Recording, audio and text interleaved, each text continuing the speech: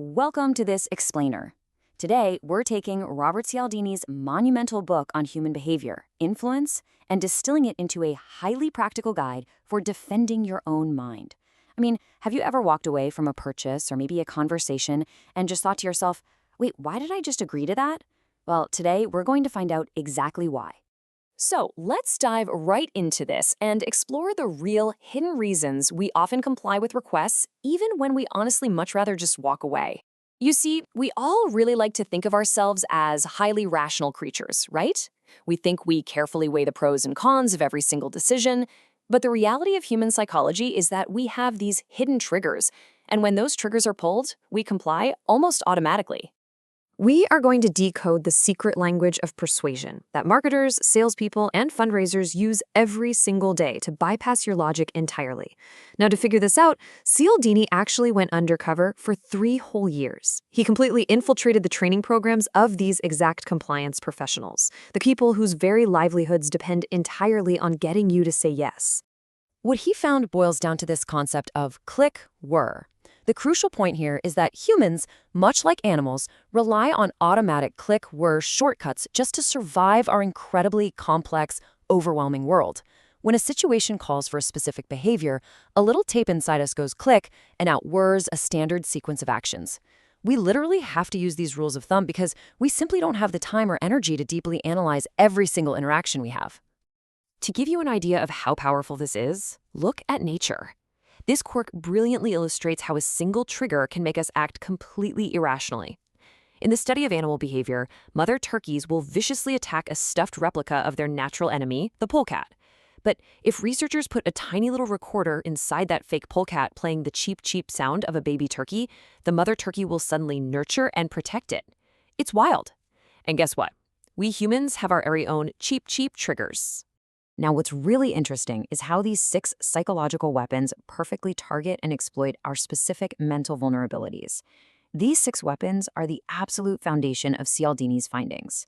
You see, compliance professionals don't really use a heavy-handed club to force us to do things. Instead, it's more like psychological jujitsu. They effortlessly leverage these natural principles right against us. Let's move on and see how this builds by examining the internal pressures of the mind, specifically obligation and consistency. First up is the rule of reciprocation. This is a deeply implanted social instinct that makes us highly susceptible to uninvited favors. Essentially, it's the foundation of human civilization. It's what allowed early humans to share resources with a confidence that they weren't just throwing them away. But because we are so strongly conditioned by society to avoid being labeled a moocher or an ingrate, the internal pressure to repay a favor is absolutely overpowering. A perfect example of this is how the Hare Krishna Society used this exact benefactor before beggar strategy to generate massive wealth in airports. By forcing a small gift, literally just pressing a flower or a book into a traveler's hand, before asking for a donation, they engaged that reciprocation rule. It actually didn't even matter if the target disliked the Krishnas. The psychological debt completely overwhelmed their personal preferences, essentially forcing them to open their wallets. Then we have commitment and consistency. We have this nearly obsessive desire to be consistent with what we've already done.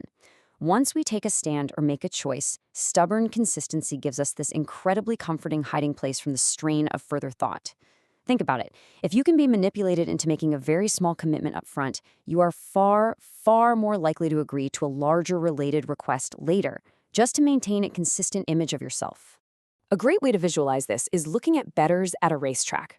30 seconds before placing a bet, they are totally tentative and uncertain. But 30 seconds after placing that bet, they are suddenly optimistic and highly confident.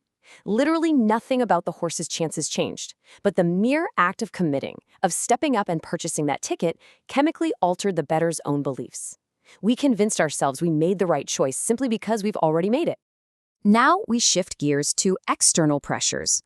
Let's look at the power of others, the pressure of the crowd, and our friends.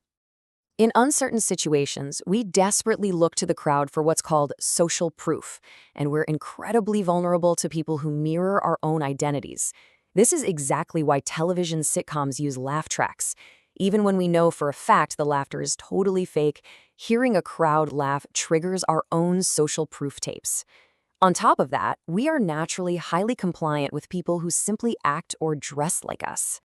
To put that into perspective, in a Columbia University study, a staggering 70% of lost wallets were returned when the finder perceived the original owner as similar to themselves. The researchers dropped wallets with letters inside. When the letter writers seemed like an average similar peer, compliance just skyrocketed, compared to when the writers seemed completely different. Similarity literally dictates our willingness to help. And this quote from Joe Girard, who is widely considered the world's greatest car salesman, proves that simple likability and familiarity will often completely override objective value. Girard sent out over 13,000 greeting cards every single month to his former customers. Why? Just to maintain familiarity and a sense of liking. We naturally want to say yes to our friends, so clever professionals will just manufacture that friendship to get the sale. Let's dive into our final two weapons, authority and scarcity. This covers the pressure of power and that classic fear of missing out. First, authority. We have a dangerous tendency to react blindly to the symbols of authority rather than genuine substance. In society, obedience to legitimate authority makes sense. It's rewarding and efficient. But the danger pops up when our deference becomes a mechanical click-whir reaction. We become blind to superficial symbols like fancy titles, tailored suits, or luxury cars, and we completely bypass checking for genuine expertise. We just see the costume and comply. A crazy example of this is the actor Robert Young. He was famous for playing a doctor, Marcus Welby, MD, on television. He successfully sold massive amounts of Sanka coffee simply by wearing a stethoscope in a TV commercial.